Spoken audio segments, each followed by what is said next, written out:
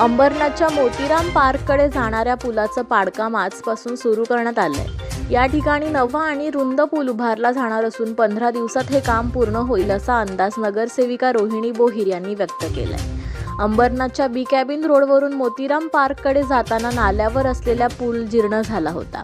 तसंच काही ठिकाणी त्याच्या सळ्या बाहेर आल्या होत्या। त्यामुळे हा पूल पाडून त्या जागी नवा पूल उभारण्यासाठी नगरसेविका रोहिणी बोहीर यांनी पाठपुरावा केला होता। यानंतर पालिकेने यासाठी 75 लाख रुपये मंजूर करत या ठिकाणी कामाला सुरुवात केली आहे।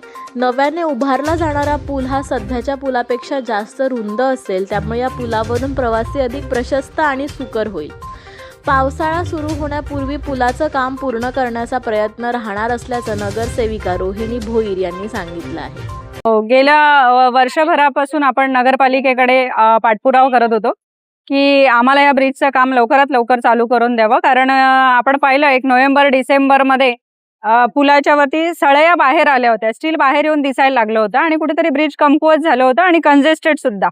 इथे येणाऱ्या जाणाऱ्या बस असतील, स्कूल बस आहेत, रिक्षावाले आहेत, तसेच इतर नागरिक रहिवासी आहेत, त्यांना येण्या जाण्यासाठी खूप त्रास होत होता आणि त्याच्यामुळे आपण सतत पाठपुरावा करत होतो आणि आज आपल्या पाठपुराव्याला कुठेतरी यश आलं आणि नगरपालिकेने आपल्याला परवानगी देऊन आपण कालपासूनच या पुलाचं काम चालू केलं। ते साधारण 15-1 दिवस अंदाज पावसाळ्याआधी आपल्याला लवकर काम करायचं आहे, तरी आपण लवकरात लवकर काम करण्याचा पूर्ण